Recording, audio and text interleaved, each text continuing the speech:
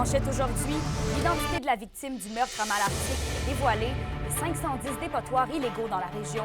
Le TVA Nouvelle Midi commence maintenant.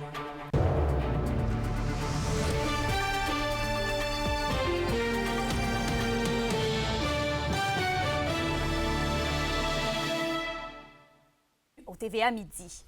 Par rapport à l'homicide d'un quadragénaire à Malartic qui est survenu jeudi dernier, selon TVA Nouvelle, la victime est Sylvain Lizotte, un résident de Malartic. Il était en attente de son procès dans un dossier de menace de mort.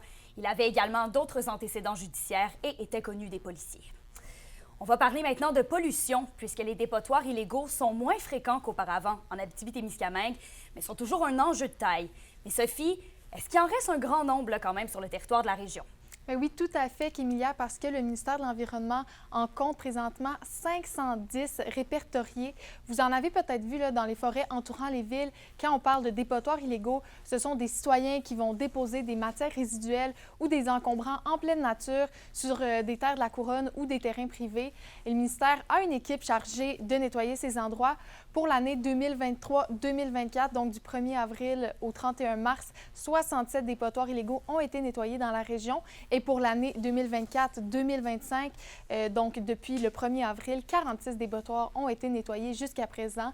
Les dépotoirs illégaux peuvent occasionner des problématiques environnementales, on s'en doute, de la pollution visuelle et des conflits d'usage entre utilisateurs. Les animaux qui sont en forêt, il y en a qui peuvent essayer de se nourrir de ce qui est déposé là. Ça va aussi se voyager. Nous autres, notre mission, c'est lié à la protection de l'eau. Donc, quand il y a de la pluie ou de la neige qui descend là-dessus, les déchets peuvent se promener. Ils peuvent se promener en surface, mais s'ils se dégradent puis que le sol est propice, ça pourrait même s'infiltrer dans l'eau souterraine. Même qu'il y a beaucoup de sensibilisation qui est faite pour que les citoyens ne laissent pas leurs déchets n'importe où. La ville de Rouyn-Noranda a notamment lancé la campagne Visée vert en 2014 qui a permis de réduire le nombre de dépotoirs illégaux.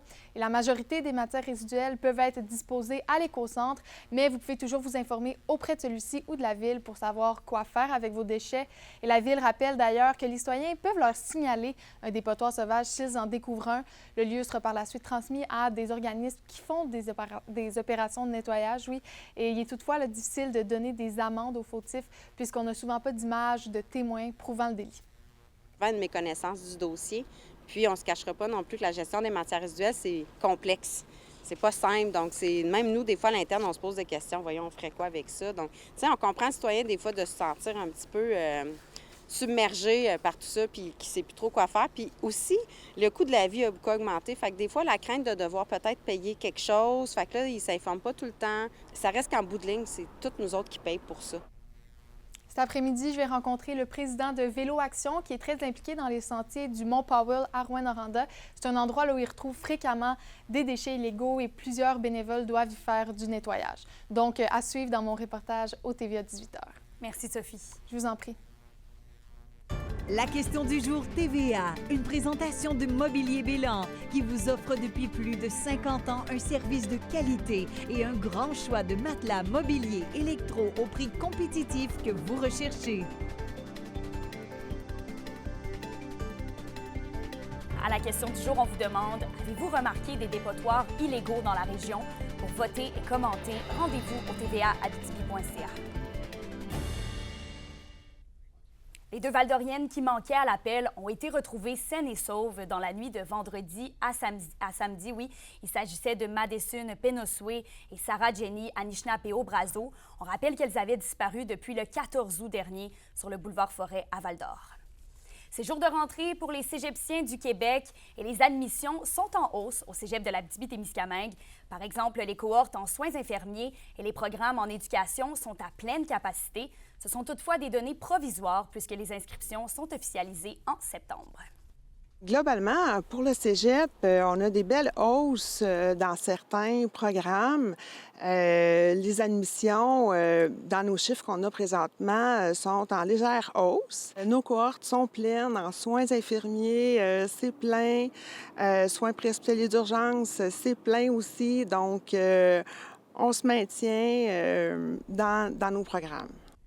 Sur un autre sujet, la 20e édition des Portes ouvertes Mangeons local. le dimanche va débuter le 8 septembre prochain dès 10h à 16h. Dans la région, la ferme L'Abitibienne va accueillir les visiteurs qui souhaitent aller à leur rencontre.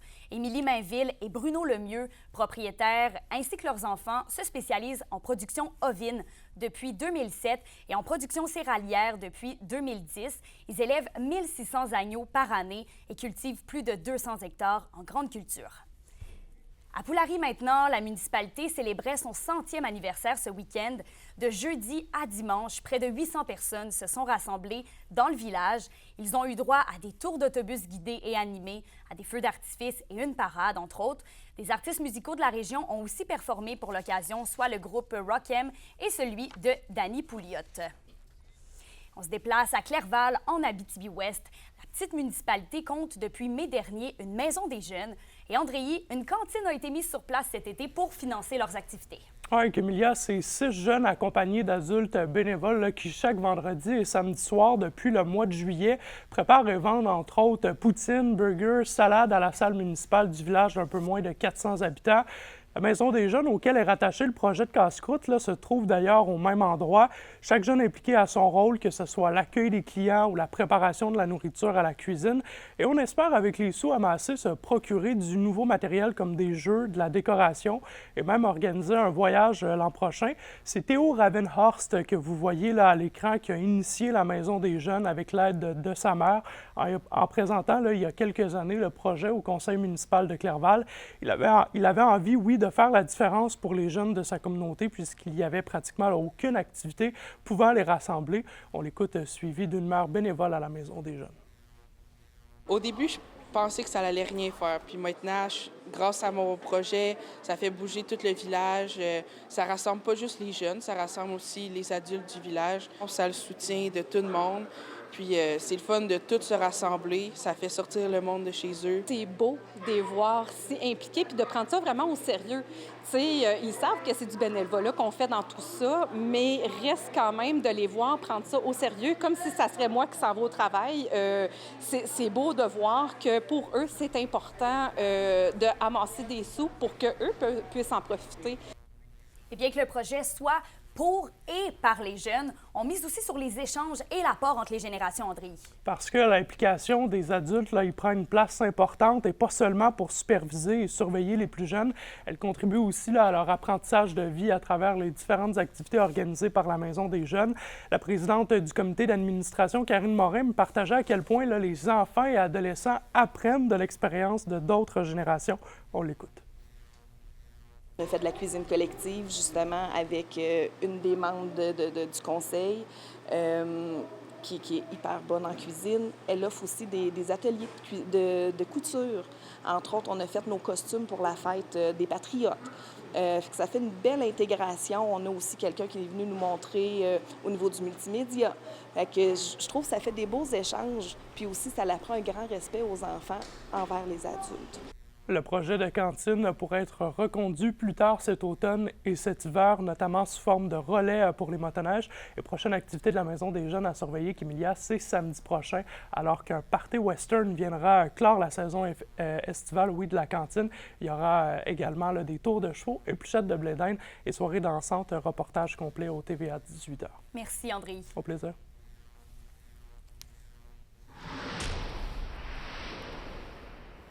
La Wapikoni Mobile termine son escale à Kitsakik demain. Il s'agit d'une roulotte remplie d'équipements pour créer des projets musicaux et vidéo dans les communautés autochtones. Ça permet aux habitants des communautés de partager leur culture et leurs idées avec l'aide d'une équipe de réalisation. 5 courts-métrages ont été créés pendant cette escale à Kitsakik. Les diffusions vont avoir lieu aujourd'hui et demain dès 17h à l'école primaire Mikizikek.